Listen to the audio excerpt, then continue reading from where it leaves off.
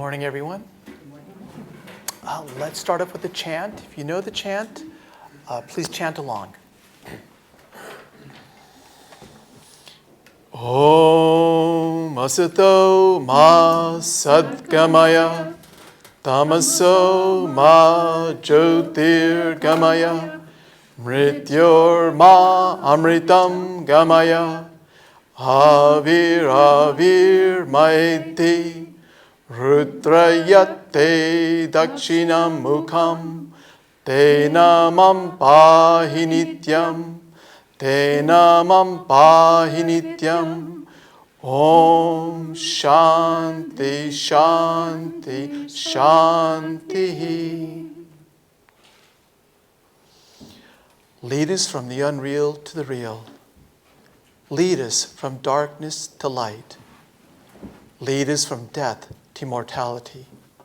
O Lord, light us through and through, and ever protect us with thy loving presence. Om, peace, peace, peace.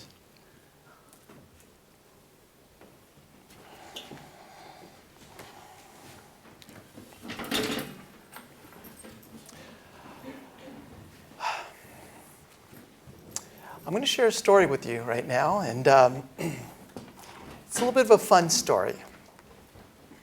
A few weeks ago, a past college friend who I haven't spoken to in a number of years had got a hold of me. She told me that they're having a college reunion. Somehow she found me. You know, when you join a monastery, you basically go into a black hole. And you become unknown to your friends and everybody else.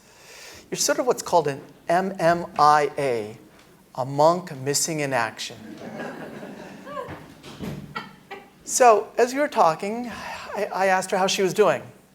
She said she had gone on a recent blind date, and she was having a lot of fun talking to her date while they're driving, an illuminating conversation on science and metaphysics.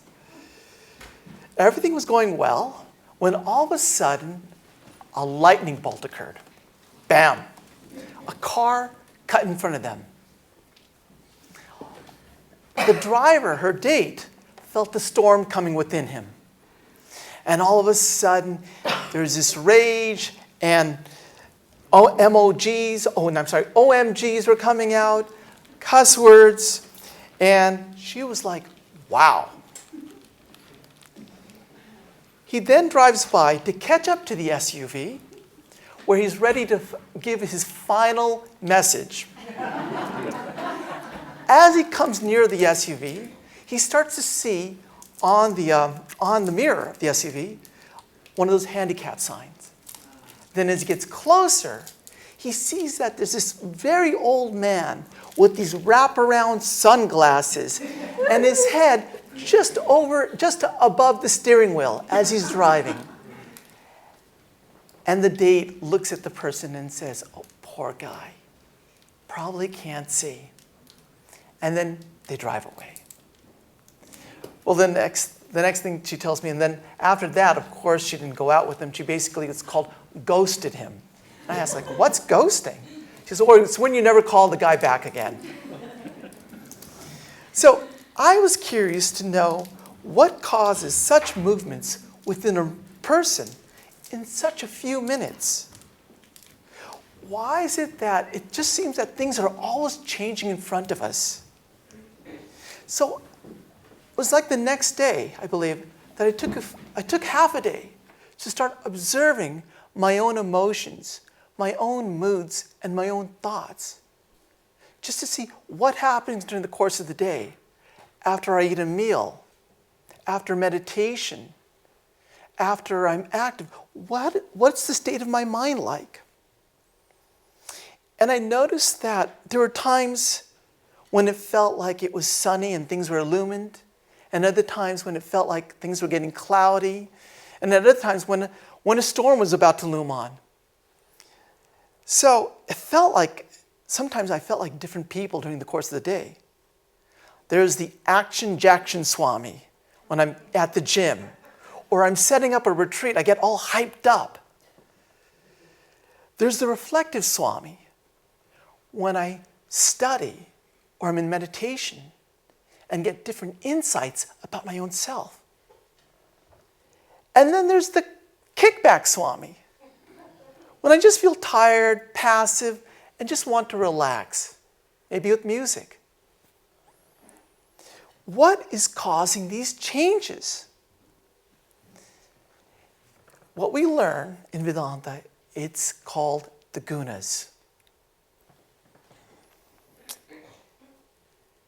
What are the gunas? Well, they're subtle qualities, energies, forces that create the fabric of this material world, our matter, our life, and our mind. They're defined as strands or ropes. Why are they defined as strands or ropes? Because they tie you down. They tie your infinite awareness to a limited body and mind so that you're experiencing limited happiness, limited knowledge. And these gunas are in constant motion. They move in three ways: satva, rajas, and tamas, which I'll explain later. And it's because of these gunas, it's why we experience the nature, things around us in movement, and why we experience ourselves in movement. Now, how do they do this? How do the gunas bind us into our body and mind? Well, let's look at the Bhagavad Gita for answers. From the Bhagavad Gita, we see, it says, it is the three gunas born of Prakriti, Sattva, Rajas, and Tamas, that bind the immortal self to the body. Sattva, pure, luminous, and free from sorrow, binds us with happiness and knowledge. It's that meditative joy that maybe we experience, that bliss that we get, that we just don't want to get out of. Rajas, how does that bind us? It's restless activity, rising from desire and attachment, binding us with action. We get bound by the things we do, for the recognition we crave, for the fruits of our actions that we just don't want to let go of. And tamas, it veils the mind in ignorance. It distorts our understanding and binds us in delusion. It's that comfortable feeling that we get just from being asleep to what's going on around us. So today, what we're going to talk about is we're going to start to understand and recognize what it means to live under the vibrations of these three gunas, sattva, rajas, and tamas. We are all experiencing them, and they're all fluctuating. And at times of the day or night, one will tend to predominate. So today it's about gaining self-awareness of our own actions, our own state of mind, and how they influence us in these gunic states. That is, how does our state of mind affect our moods, our feelings, our thoughts, and our actions? But today is going to be more also. It's going to also be about not only about self-awareness, but about self-transformation. Because if our state of minds determine our actions, then can we change our actions to create a new state of mind? How can we have guna management? Today really is about guna management. So that when life is throwing things at you, how can you try to maintain balance? When our friends, our families, life, or even within us, constantly changing, how do we maintain balance? So that's what we're going to be talking about today. And eventually, how to rise above the gunas to self-realization. This actually is going to be should be a two-part talk, because today it's more about recognizing how the gunas influence us. And another talk would then be about how we can actually rise above the gunas. The gunas as forces that shape our lives.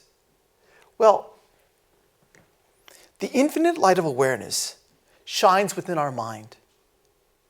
In a clear and transparent mind, infinite awareness is reflected within us as clear awareness. The awareness which illumines everything. You feel centered, reflective, calm, and self-content. This is sattva.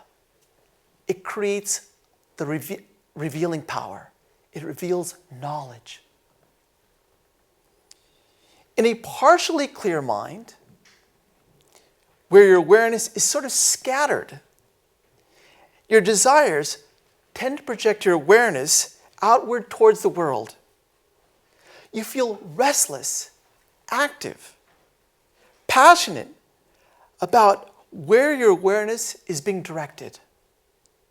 This is rajas, projecting power. The idea here is like, if you can imagine the sun, and your mind is like a mirror. The sun reflects light to the mirror. That mirror then takes the sun and reflects light outside, say to a particular object. Whatever that light reflects, you become aware of. Now, if you have desires or dust particles on that mirror, guess what? That light is going to project out those dust particles or those desires that we project out into the world. So we're chasing after these shadows of these desires that we're projecting out from us into the world. In a clouded mind, the last one here, where you feel you have so much baggage, you've collected so much karma, your awareness is basically veiled and concealed. And you have minimal awareness. You feel inertia. You feel inactive. You feel lazy and depressed. This is tamas. Tamas is the veiling power. There is no light going out of you. The light is all being absorbed by your karma, by your baggage. It's only illuminating what's inside. So, what we're starting to see with the gunas is that it represents a mental state of awareness. One who has full awareness is one who has a sattvic mind. One who has partial awareness is one who has a rajasic mind. And one who has no awareness or minimal awareness of anything going on around them is one who has a tamasic mind.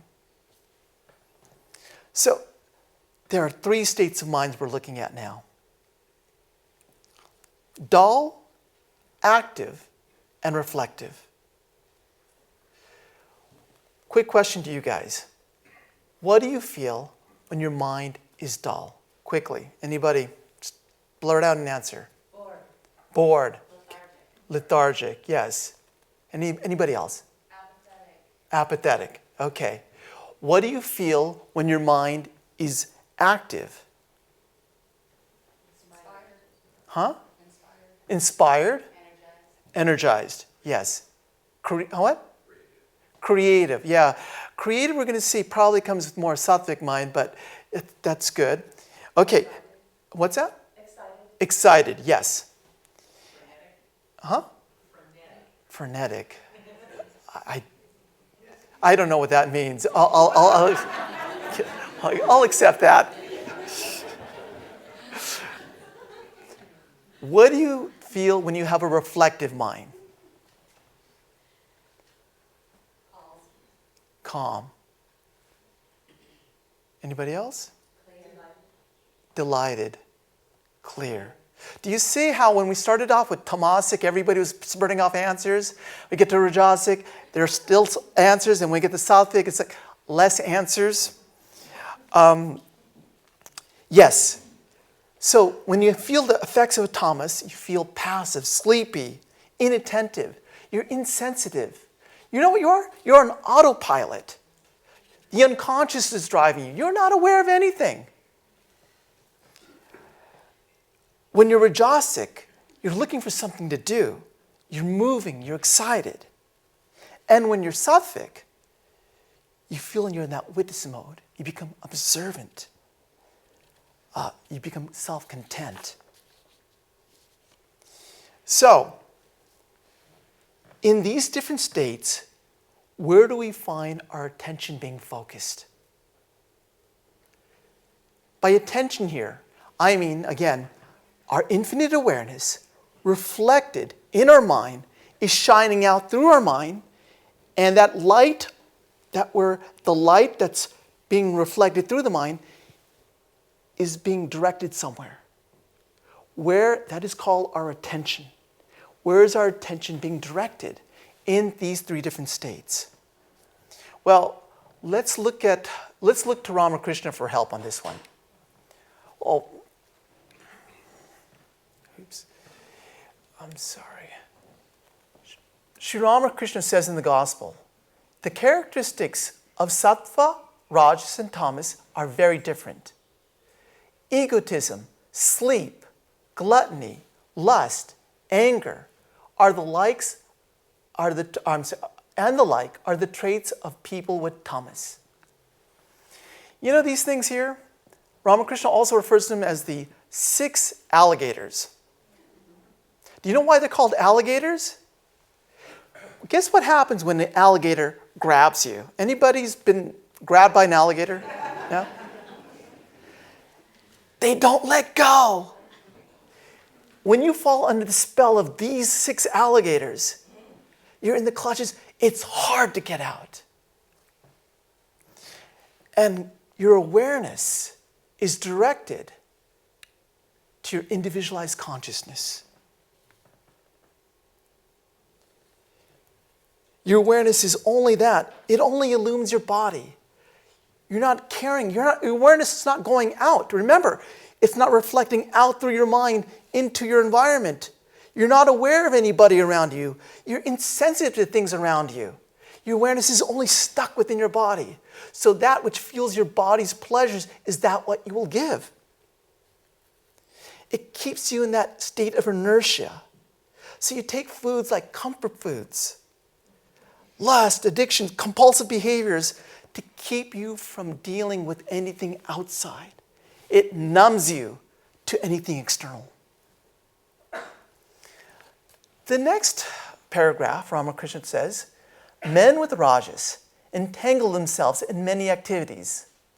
Such a man has clothes all spick and span. His house is immaculately clean. A portrait of the queen hangs on a wall in his drawing room. When he worships God, he wears a silk cloth. He has a string of rudraksha beads around his neck, and in between the beads, he puts a few gold ones. When someone comes to visit the worship hall in his house, he himself acts as the guide. After showing the hall, he says to the visitor, "Please come this way, sir. There are many other things to see. The floor of white marble and the Nat Mandir with its exquisite carvings." When he gives in charity, he makes a show of it. Where is our awareness being directed to here? It's being directed to our image. We become very image consciousness. We create an image of ourselves that we want other people to notice. We want to be recognized. It's about the name, the fame, the status. When we're rajasic, we want to stand out. We want to be noticed. The last paragraph says, But a man endowed with sattva is quiet and peaceful. So far as dress is concerned, anything will do. He earns only enough money to give his stomach the simplest of food. He never flatters men to get money. He doesn't hanker for name and fame. His worship, charity, and meditation are all done in secret. People do not know about them at all. He meditates inside his mosquito curtain. People think he doesn't sleep well at night, and for that reason sleeps late in the morning. Sattva is the last step of the stairs. Next is the roof. As soon as sattva is acquired, there is no further delay in attaining God. One step forward and God is realized. To the sub-judge. Didn't you say that all men were equal? Now you see that that there are so many varieties of human nature. To me, your attention is directed to something greater than yourself. I call it an expanded consciousness. It's where you have peace, order, harmony, balance, and service. You know, an example of this is, how many people here actually go to a gym? By show of hands. Okay, so if you go, you'll notice three types of people. There'll be people who are sattvic in nature. They have an expanded sense of consciousness. When you see them, you see that whatever workout they do, they go to the gym, they do the Stairmasters. After the Stairmasters, they clean up everything. And if they see things are in disorder, they put things back in their proper place. They feel a sense of identity with the entire place. Then you'll find those people who work out and they wear the tank tops and they're like grunting when they're, about how much weight, bragging about how much weight they're doing. They care about their image. They're the Rajasic type. And then you'll have some people who just do the weights and leave a mess all over the place. They don't care about anything or anybody, only about themselves. They're the tamasic types.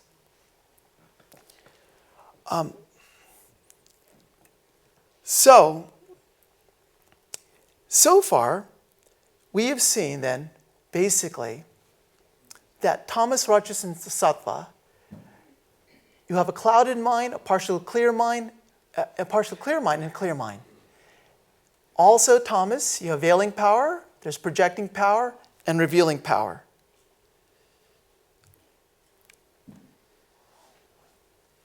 In tamas, you feel like your mind is dull. In rajas, you feel like you have an active mind. And in sattva, you have a reflective mind.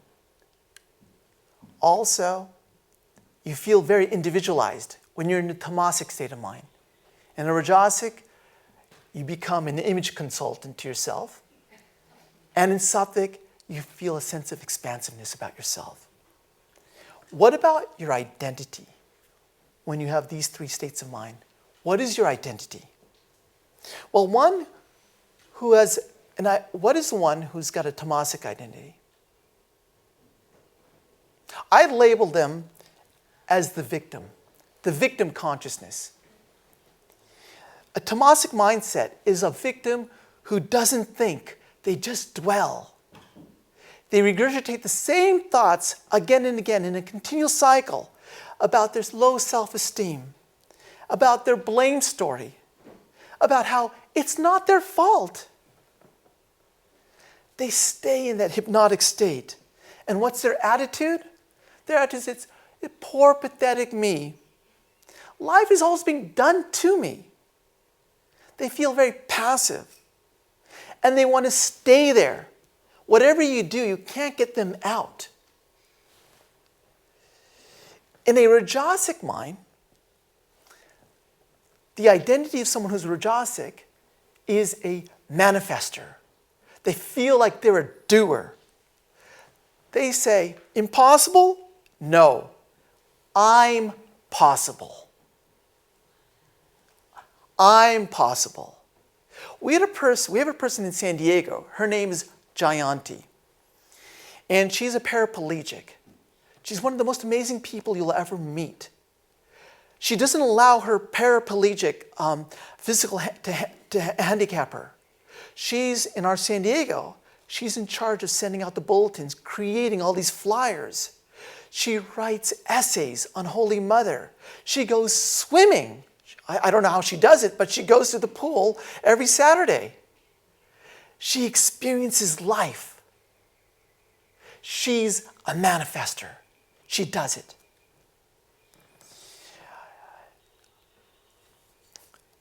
Someone who's Rajasic-minded will also say, look at me.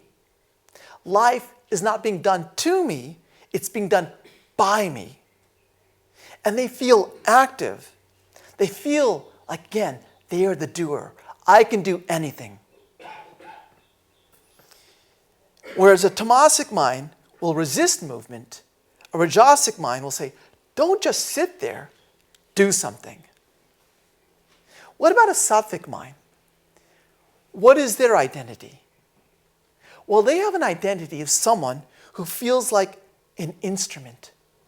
They're a channel, an instrument of the divine to flow through. They feel as if there's a transparent me. Life is not being done to me or by me, it's being done through me. There's an effortlessness in whatever they do. They are in the being mode, not the active mode. They feel they're the witness. So their motto is, don't just do something, sit there. You'll find tamasic people are always unhappy, that they have a negative view in life. And Rajasic people, again, not people, mindsets, because you're going to find we all go through these various mindsets. A Rajasic mindset is always dissatisfied. There's always something that can be done better, can be improved. What's next? What's next? And the sattvic mind is someone who feels he or she's always content. They feel fulfilled. A tamasic person will not want responsibility. They always want to give the responsibility to others. A Rajasic mindset feels that they need to be in control. I am the law. A sattvic person surrenders that control to something higher, God, the divine power. When they offer their actions to God, they feel whatever results they get back, those are the instructions they accept as a gift from the divine. And if it aligns with what they want, fine. If it doesn't align with what they want, that's also fine. Because these are instructions from the divine to help me grow and move on. Do you think a tamasic person can surrender control? Do you think it's appropriate for them? If you're in a tamasic mindset, do you think it's appropriate for you to surrender? No. Why? What?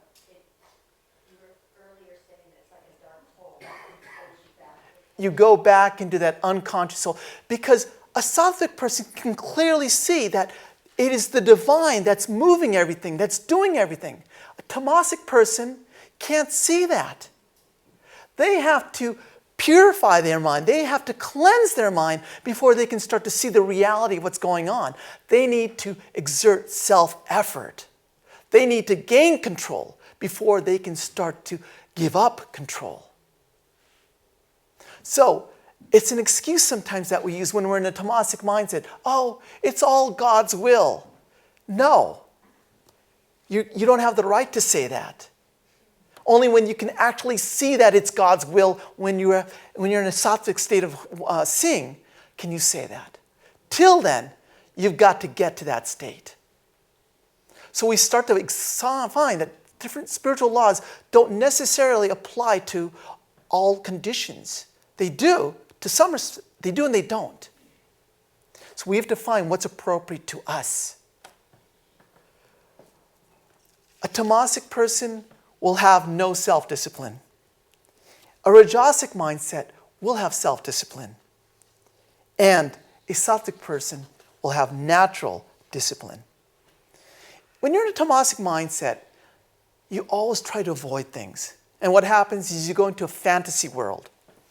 It's a compensatory mechanism that allows you to accomplish in your mind what you're too lazy to do.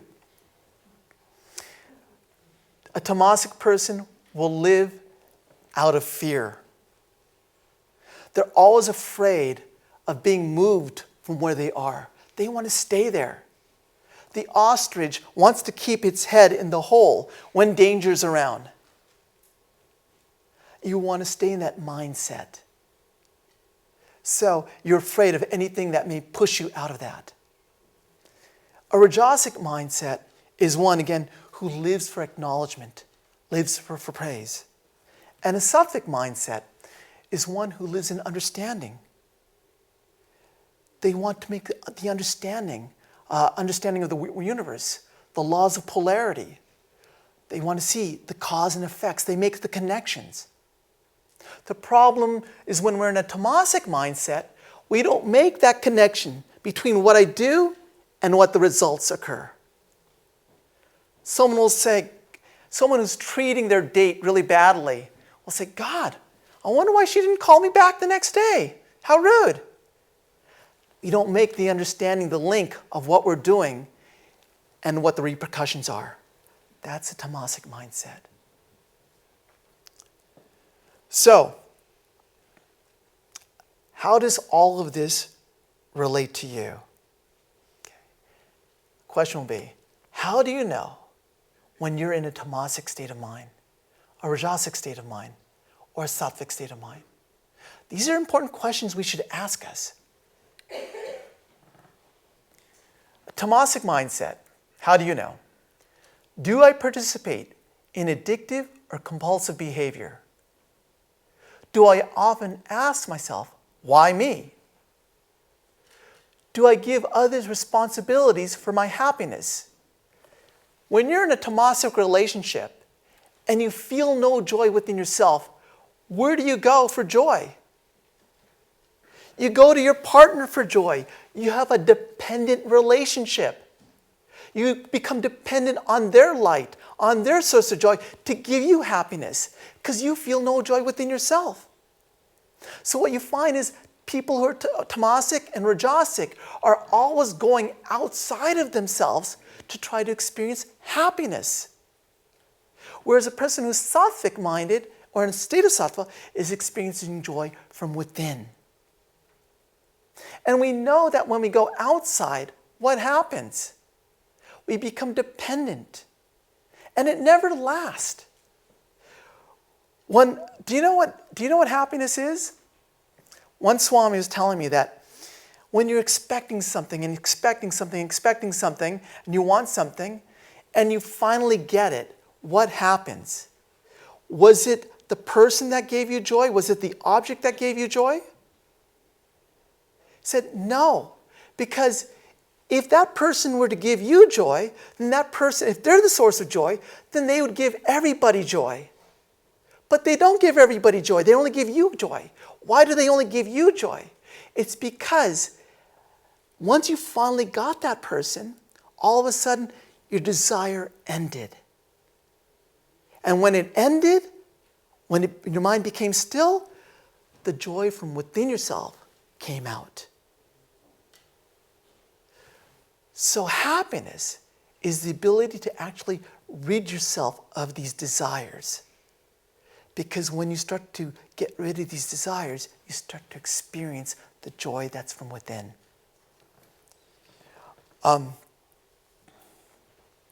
Rajasic. Am I constantly moving throughout the day, or can I sit still? Do I have strong likes and dislikes? Are my goals oriented for status and recognition?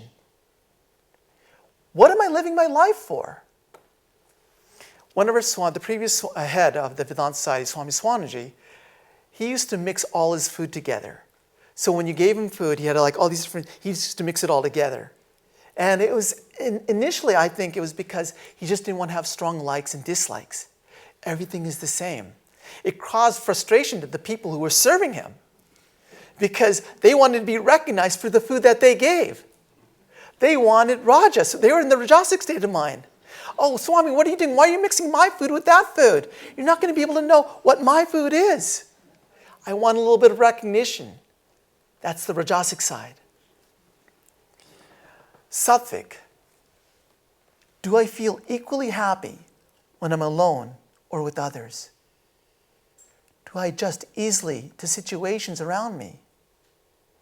Am I happy, content, and meditative in nature? Do I like simplicity? So I think the questions we should be asking us now is, what aspects of our lives do we resist or feel is not moving? It's the tamasic aspect of our life. What aspects of our lives do we crave recognition? You've got to think about this. It's the rajasic aspect of ourselves. What aspects in our lives are just moving too fast? We feel like we're losing control over what we're doing. And also, what aspects of our lives do we feel in balance? To give you an example about how all these things actually mesh together, I'd seen on YouTube a video about a procrastinator.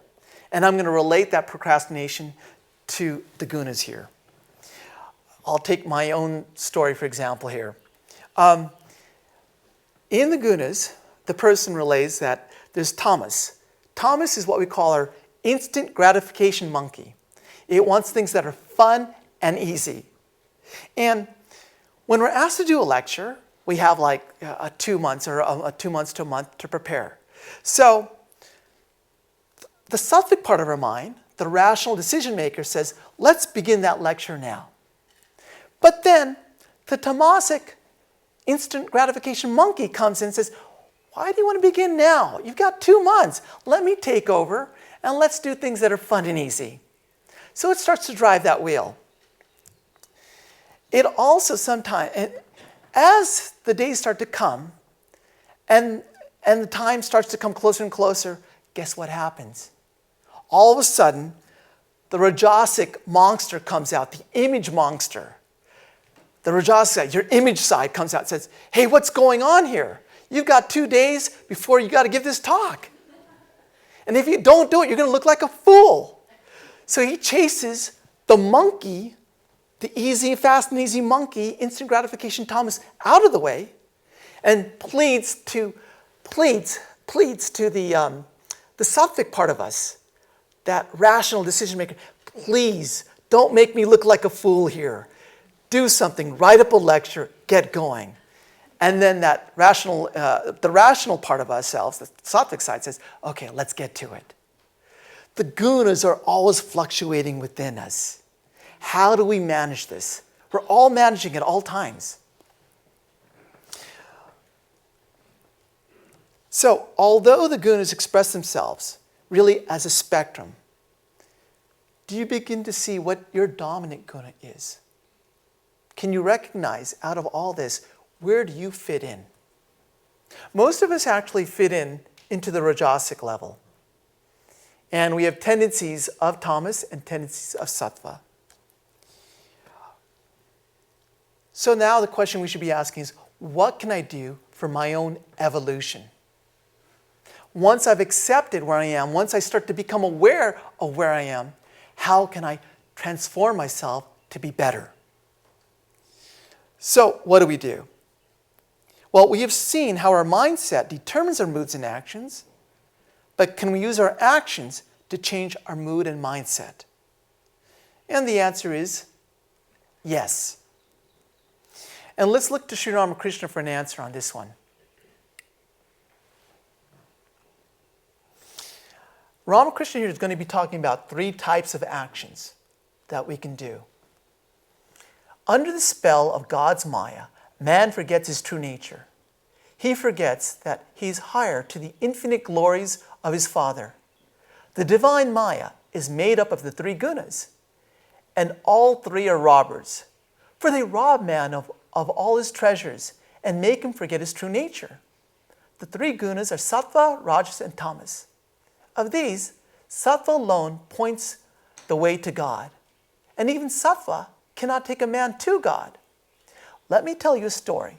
Once a rich man was passing through a forest when three robbers surrounded him and robbed him of all his wealth. After snatching all his possessions from him, one of the robbers said, What's the good of keeping the man alive? Kill him.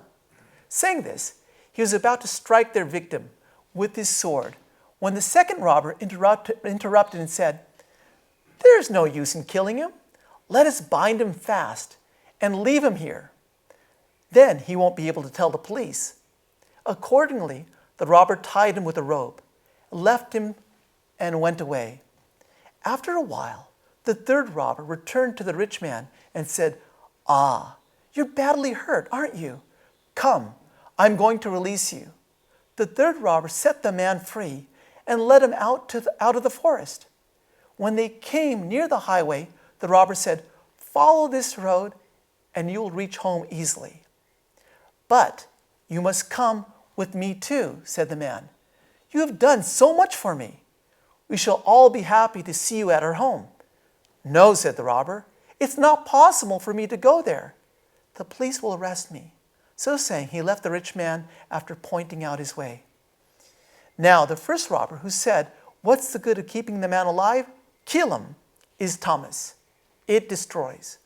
The second robber is rajas, which binds a man to the world and entangles him in a variety of activities. Rajas makes him forget God. Sattva alone shows the way to God. It provides virtues like compassion, righteousness, and devotion. Again, sattva is the last step of the stairs. Next to it is the roof. The Supreme Brahman is man's own abode. One cannot attain the knowledge of Brahman unless one transcends the three gunas. What is Ramakrishna telling us here? He's telling us we can commit one of three actions. There are actions that will blind you from reality, tamasic actions that blind us from the truth.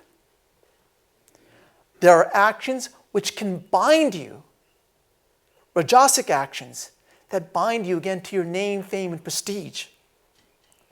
And then there are actions that can release you, doing actions in a way that you don't accumulate karma, but rather burn it off. So, how do we do this? Well, breaking up tamas, how do we break up tamas and develop some more rajas? If we're in tamas, we need not to go to sattva, but we need to get to rajas. Why? If you're in a tamasic state and I ask you to meditate, what's going to happen? Huh? What? Sleep. You're going to go to sleep. Exactly. You need to gain some activity, some awareness before you can get into that state of inactivity of meditative state. So, what do you do to break up tamas when you find your aim is to get rid of mental inertia and get rajas flowing through you by raising your energy through physical exercise and to get self-motivated. You need to do something also that has a deadline. Because again, in this case, it's your fear samskara that can outweigh your procrastination samskara. You also need to take responsibility for what you're feeling. If you feel you're the victim, you need to release the blame of others through the practice of forgiveness. You're doing this to release yourself of the toxicity that is running through your veins. You're now saying that you cannot determine my destiny. You're doing this. You're saying that you cannot determine my destiny. Another thing to do is prayer. When you're feeling tamasic, hopeless, pray. Serenity prayer is great. God, grant me the serenity to accept the things I cannot change, the courage to change the things I can, and the wisdom to know the difference. Also, when you're in that tamasic state of mind, get a routine going. Stop being dependent on your moods to do something, no matter how you feel. A routine will set you up to be independent of your feelings and emotions. And also, a routine can help you so that your mind doesn't have to worry about what it's going to do next. There's a thing I saw on YouTube, which is called Kaizen. Has anybody ever heard of this? If you have a chance, I don't have time now to show you, but it's called the 1-minute principle. Do something at the same time every day for 1 minute. No more. It's simple enough because when you think about it as a minute, it's not a big deal. By doing something every day, it becomes a routine. And it gives you, most importantly, the sense of accomplishment, a sense of victory. And when you get that sense of victory, you'll feel like doing it longer. Also, language is important when you're in a tamasic mindset. Don't use victimized language. Language is important because not only does it describe our reality, but it also creates our reality. If we use words that keep us in constriction, then we stay in that passive state. I went to a workshop by NVC, Nonviolent Communication. And in that workshop, one of the people said that her boyfriend had taken her to a party and had left her alone by herself. And she felt really bad because she felt lonely. And she started blaming her boyfriend. She just said, "You abandoned me. You betrayed me. You manipulated me." What it did was give power and authority to someone else. It disempowered you. Instead, when your needs are not met, look to how you feel. Go from a passive state to an active state and say, "I felt afraid. I felt lonely. I felt hurt when this was done." Because you can do something about your feelings. You can own them. You can change them. They are non-victimizing words and give you authority over your own emotions. What you find is that in a tamasic state of mind, the language we use sometimes is, "If only this were to occur." What if this occurs? It keeps you from doing things. A rajasic person will say, "Hey, here's a problem, and I've got a solution." A sattvic person will say, "Here's a situation. What's the appropriate response?" A rajasic person personalizes the situation. A sattvic person impersonalizes the situation. They're detached. Now, how do you further cleanse and detoxify yourself from tamas and rajas to manifest more of the sattvic, the clear mind? Well, the gunas at the primal level cannot be destroyed. They can only be changed. They can be transformed. And there are 3 clear things, if you do, you'll notice how you can go from tamas to rajas to sattva. The 3 things are: watch what you eat, the impressions you gather, and the associations you keep. Food, impressions, and associations. Food has to be made sattvic. Consume more plant-based food. Keep yourself energetic. Someone said, eat what your grandmother used to eat, not processed food. Impressions. What do I mean by impressions? Anybody? What's an impression? Music, TV. What's that? Music, Music, TV, yes. Anything that we're gathering through our senses. They're doorways that are coming into us. and they're affecting our mind. Touch, taste, sound, smell. Conditioning. Huh? Conditioning. Okay, so that's something else we'll be talking about. We could talk about even how we interpret the experiences, how we condition them. But right now, impressions here are more simple. It's about the music you listen to, the movies you watch, the places you go, the websites you visit, the interests you pursue. Do you feel calm, inspired, and energetic and clear after you do these things? Or do you feel more tired, confused, and feel emotional, sluggish, or depressed? Do you notice? And, if you don't, how can we start to notice? You know what many of the Swamis do here?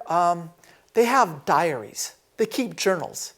After every day, they'll write about the experiences that they've gone through, the impressions, and how it affects them. You need to start paying attention to things around us, how it's vibrating within our mind. Also, the associations we keep, how do they affect us? We associate with people at the heart level, and our relationships make a great impression on us. There's going to be certain people that if you meet them, what do? They trigger the gossip within you. Other people they may trigger agitation or competition within you. Holy company is company that inspires, elevates. It makes us feel alive and aware of something greater than ourselves. The Swami I talked about, Swami Harimananda, when I describe his life in 2 words, it was the message, go forward. Whenever you came up to him with an idea, whatever you had, he would take the seed of your idea and magnify it and make you believe in it, push you, go forward. That's the type of company we need to have. People that not only believe in us, but that make us believe in ourselves. Time is up here. So just another thing really quick. How then do we calm down our rajas and go into sattva?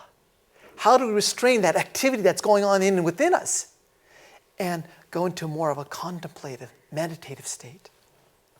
Well, one of the things is moving from self-motivated actions to selfless service. Converting our mind, which is going extroverted. Again, the awareness within us, reflected in our mind, is going out, and our attention is all out here. Doing things that brings the attention back within us. Cultivating a witness attitude. Just simply observing what's going on without reacting. Yoga, rest, nature. Nature's a big thing. Going on nature walks. Meditation. The effects of all this is that we start to become more expansive. We feel peace rather than constriction and turbulence. We start to realize we have space between our thoughts where we can make conscious choices. We don't just react to situations like we do when we're tamasic and rajasic. We react without thinking. We respond to situations in a sattvic mind. We can look at something clearly, see what's the appropriate action. Here's the situation. What's the appropriate response? And then act accordingly. We start to witness the activities in our mind. And if you can't do any of those things, Ramakrishna has given us an easier way. Whatever your state of mind is, turn it to God. Be it tamasic, rajasic, or sattvic. So he says here, there are 3 kinds of formal devotion, tamasic, rajasic, and sattvic. If a person, while showing devotion to God, is actuated by malevolence, arrogance, jealousy, or anger, then this devotion is tamasic, since it's influenced by tamas, the quality of inertia. If he worships God from a desire for fame or wealth or for any other worldly ambition, then this devotion is rajasic, since it's influenced by rajas, the quality of activity. But if a person loves God without any thought of material gain, if he performs his duty to please God alone and maintains towards all created beings the attitude of friendship, then his devotion is called sattvic, since it's influenced by sattva, the quality of harmony. But the highest devotion transcends the three gunas, or qualities, being spontaneous, uninterrupted inclination of the mind towards God, the inner soul of all beings. And it wells up in the heart of a true devotee as soon as he hears the name of God or mention of God's attributes. A devotee possessed of this love would not accept the happiness of heaven, even if it were offered to him. His one desire is to love God under all conditions, in pleasure and pain, life and death, honor and dishonor, prosperity and adversity. What we're saying here basically is just by adding God into your life, that will be a self-corrective mechanism, and that itself will bypass the need to go up from tamas, rajas, sattva. Do you know Ramakrishna had tamasic bhakti? Do you know in which situation in his life? Do you remember the event when he was going to kill himself if God didn't reveal himself? That's tamasic bhakti. Pleading God, I'm going to take care of my life if you don't reveal yourself to me. I plead to you, I demand you show yourself to me. Rajasic bhakti here is more, God, I'll do this if you give me this recognition, but it's still going to God. The purpose of going to God is eventually you evolve. The grace of God will take you in that state of evolution. And one last thing I do want to say here, because time is up, is that all of these gunas are in the Bhagavad Gita. The first 6 chapters of the Gita highlights karma yoga because the individual needs rajas to remove tamas. Chapters 7 through 12 highlight the importance of upasana yoga, which transforms rajas into sattva. And the last 6 chapters highlight jnana yoga, which requires predominant sattva and a simple lifestyle. To attain the fruits of moksha, all yogas need to be practiced. The next stage is moksha, guna transcendence. So, today here, what we've done is we've come to look, observe what our states of mind are, to become aware of what we're doing, how we're reacting. Because once we have awareness, we can have acceptance. I can accept the way I am now. I can accept the things about me. Now I'm ready to transform. And as I do self-transformation, eventually I get to self-realization. Finally, summary, at all times the gunas are changing and they're affecting us. At any one time, one guna will predominate. Our gunic nature determines our mindset, which affects our moods, attitudes, and actions.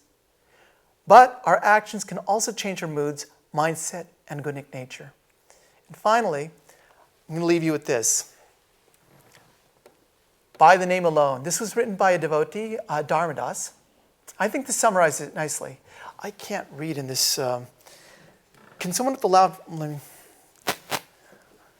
I'm sorry, it's hard.